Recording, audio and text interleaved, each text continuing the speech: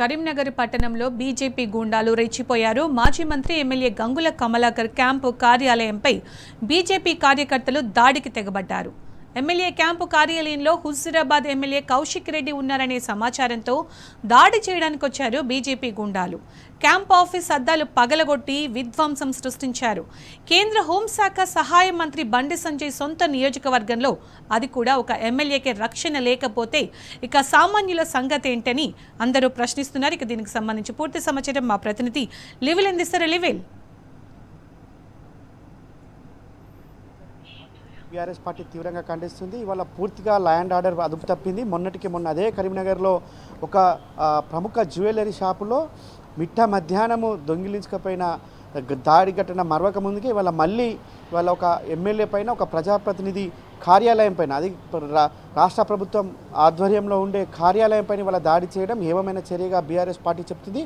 అయితే ఇవాళ రాష్ట్రంలో ఉన్న హోంమంత్రి అంటే ముఖ్యమంత్రి కిందనే హోంశాఖ ఉంది, కేంద్రంలో ఉన్న బండి సంజయ్ కూడా హోం సహాయ మంత్రిగా పనిచేస్తున్నారు. వీళ్ళిద్దరి మధ్య ఇవాళ ఒక అది కనిపిస్తుంది. ఖచ్చితంగా రాష్ట్రంలో బీఆర్ఎస్ పార్టీ ప్రశ్నిస్తుంది కనుక, రాష్ట్రంలో బీఆర్ఎస్ పార్టీ కేంద్ర రాష్ట్ర ప్రభుత్వాలను ఎప్పటికప్పుడు కడిగి పారేస్తుంది కనుక ఖచ్చితంగా ఒక బీఆర్ఎస్ పార్టీ చేసే పనులు ప్రజలకు తెలియకుండా కాంగ్రెస్ ప్రభుత్వం మోసాలను, కాంగ్రెస్ ప్రభుత్వం చేసే వాళ్ళ రైతు వ్యతిరేక విధానాలను వాళ్ళ ప్రజలకు తెలియకుండా ప్రజల్లో ఇవాళ ఒక రకమైన భావన కలిగింది. కాంగ్రెస్ అంటే కాంగ్రెస్ ప్రభుత్వం ఫెయిల్ అయిపోయింది, కాంగ్రెస్ ప్రభుత్వం ఇవాళ రైతాంగాన్ని నిండా ముంచిందని చెప్పేసి పెద్ద ఎత్తున చర్చ జరుగుతుంది. నిన్న ఏదైతే ఉమ్మడి వరంగల్ జిల్లాకు సంబంధించి రైతు సంగ్రామ సదస్సు జరిగింది. ఆ సంగ్రామ సదస్సులో పెద్ద ఎత్తున రైతాంగం అంతా పాల్గొన్నారు, వారి నిరసన వ్యక్తం చేశారు. వాళ్ళ కాంగ్రెస్ ప్రభుత్వం మోసాలను ఎండగట్టేందుకు బీఆర్ఎస్ పార్టీ వర్కింగ్ ప్రెసిడెంట్ కేటీఆర్ని రంగంలో దిగిండు. పెద్ద ఎత్తున రైతులు చైతన్యవంతులు అవుతున్నారు, రైతులంతా పోరుబాట పడుతున్నారు కనుక ఇవాళ దాన్ని డైవర్ట్ చేసేందుకు కాంగ్రెస్ బీజేపీ మధ్య బంధం మరొకసారి బయటపడింది.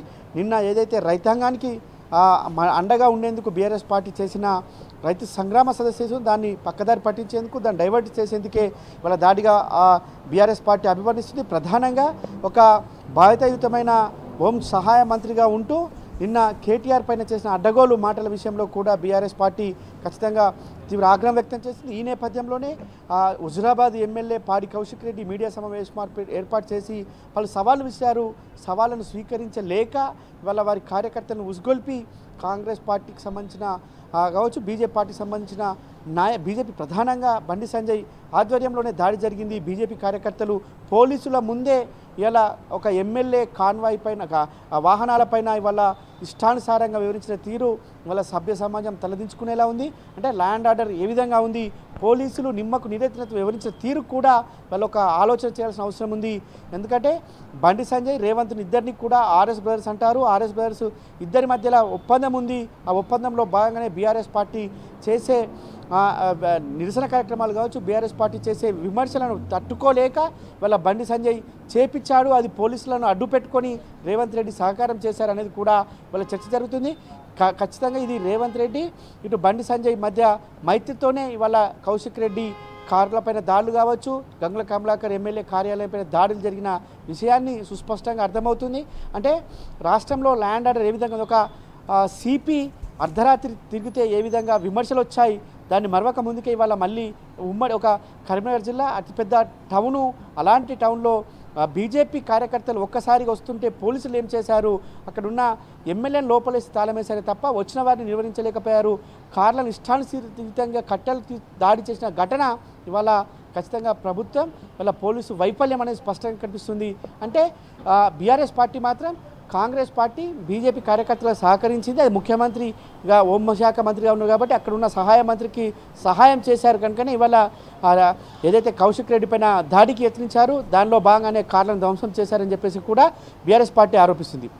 సందర్భంగా బీఆర్ఎస్ వర్కింగ్ ప్రెసిడెంట్ కేటీఆర్ కావచ్చు, ఇటు మాజీ మంత్రి డిప్యూటీ ఫ్లోర్ హరీష్ రావుతో పాటు పలువురు మాజీ మంత్రులంతా కూడా దీనిపై ఖండించారు. కానీ గతంలో ఎప్పుడు మనం ఈ గన్ కల్చర్ చూడలేదు, కానీ రీసెంట్ టైమ్స్లో చూసినట్టయితే ముఖ్యంగా కరీంనగర్లో చాలా ఎక్కువగా కనిపిస్తుంది. మొన్న జ్యువెలరీ షాప్లో కావచ్చు, ఆ తర్వాత ఒక లాయర్ని గన్ పెట్టి బెదిరించడం కావచ్చు, అలాగే ఇవాళ చూసాం ఇంత పెద్ద దాడి. సో ఎలా అర్థం చేసుకోవాలి ఈ సిచ్యుయేషన్ మొత్తం?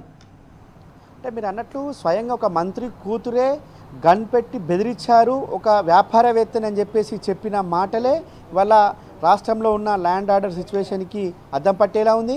ఒక మంత్రి కూతురు స్వయంగా చెప్పింది, మీరు ఏం చేసుకుంటారో చేసుకోండి, నేను అరెస్ట్ చేస్తే చూస్తూ ఊరుకోను, మీ గన్ పట్టి బెదిరించిన వీడియోలు కూడా ఎవిడెన్స్ కూడా మా దగ్గర ఉన్నాయని చెప్పిన దాఖలాలు ఉన్నాయి. అలాంటి రాష్ట్రం ప్రభుత్వం ఇవాళ ల్యాండ్ ఆర్డర్ ఏ విధంగా తీసుకుపోయింది అర్థం తీసుకోవచ్చు. గతంలో హైదరాబాద్లో ఒక జ్యువెలరీ షాపును దోసుకెళ్లారు, మొన్నటికి మొన్న కరీంనగర్ దోసుకెళ్ళి కేవలం గంట వ్యవధిలోనే వాళ్ళు రాష్ట్రం దాటి వెళ్ళారంటే రాష్ట్రంలో పరిస్థితి ఏ విధంగా ఉంది, రాష్ట్రంలో ల్యాండ్ ఆర్డర్ ఏ విధంగా మెయింటైన్ చేస్తున్నారు, పోలీసులు ఏ విధంగా వ్యవహరిస్తున్నారు అన్నదానికి నిదర్శనంగా చెప్పుకోవచ్చు. వాళ్ళ పూర్తిగా పాలన గాడి తప్పింది, ల్యాండ్ ఆర్డర్ సిచ్యువేషన్ అంతా కూడా ఇవాళ కంట్రోల్ తప్పిపోయింది. కేవలం పోలీసులు రాజకీయ నాయకులకు చుట్టూ తిరగడానికి మాత్రమే పనిచేస్తున్నారు, ప్రభుత్వంలోని పెద్దలకు అండగా ఉండేందుకు మాత్రమే పనిచేస్తున్నారు. అనేక ఆరోపణలు వస్తున్నాయి. వాళ్ళ పోలీసు వ్యవస్థ అంతా కూడా భ్రష్టు పట్టిపోయింది. పోలీసు వ్యవస్థ అంతా కూడా మామూలు తీసుకోవడంలో ఉన్నారే తప్ప ఎక్కడ ఆ మత్తులోనే ఉన్నారు తప్ప వాళ్ళ ల్యాండ్ ఆర్డర్ సిచ్యువేషన్ మెయింటైన్ చేసలేరని చెప్పేసి కూడా ప్రధానంగా రాజకీయ పార్టీలు ఆరోపిస్తున్నాయి. కేవలం వాళ్ళ ఒక ఎమ్మెల్యే క్యాంపు కార్యాలయానికి భద్రత కల్పించలేని పోలీసులు ఉంటెంత పోటెంత అని కూడా బీఆర్ఎస్ పార్టీ శ్రేణులు వాళ్ళ ఆగ్రహం వ్యక్తం చేస్తున్నాయి. పోలీసుల ముందే స్పష్టంగా పోలీసుల పహారంలోనే ఇవాళ ఒక హుజురాబాద్ ఎమ్మెల్యే కార్లపై దాడులు జరిగినాయంటే అక్కడ ఒకవేళ లోపల లేకుంటే ఎమ్మెల్యే పైన కూడా దాడి చేసేవారంటూ కూడా ఇవాళ విమర్శలు గుప్పిస్తున్నారు. ఏదేమైనప్పటికీ ఎవరైతే దాడి చేసారో వారందరినీ తక్షణమే అరెస్ట్ చేయాలి, వారిపైన నాన్ బెయిలబుల్ సెక్షన్లు పెట్టాలని చెప్పేసి కూడా డిమాండ్స్. ఇలాంటి ఘటనలు పునరావృతం కాకుండా ఉండాలంటే మళ్ళీ ల్యాండ్ ఆర్డర్ సిచ్యువేషన్ మెరుగుపడాలంటే ఖచ్చితంగా కాంగ్రెస్ ప్రభుత్వం పోతేనే సాధ్యమవుతుందంటూ కూడా విమర్శలు వస్తున్నాయి. ఏదేమైనప్పటికీ వాళ్ళ ప్రభుత్వం అటు కేంద్ర రాష్ట్ర ప్రభుత్వం అటు హోం సహాయ మంత్రిగా ఉన్న ఇద్దరు కూడా బదులుకొనే ఈ విధంగా ఒక బీఆర్ఎస్ పార్టీ ఎమ్మెల్యే పైన దాడికి యత్నించారు. అందులో భాగంగా దాడి అని కూడా స్పష్టంగా తెలుస్తుంది. ఖచ్చితంగా ఇవాళ ఈ దాడినంతా కూడా ముక్త కంఠంతో బీఆర్ఎస్ పార్టీ అగ్రనాయకులంతా కూడా ఖండిస్తున్న పరిస్థితి కనిపిస్తుంది. Sunitha. Right level. Thank you.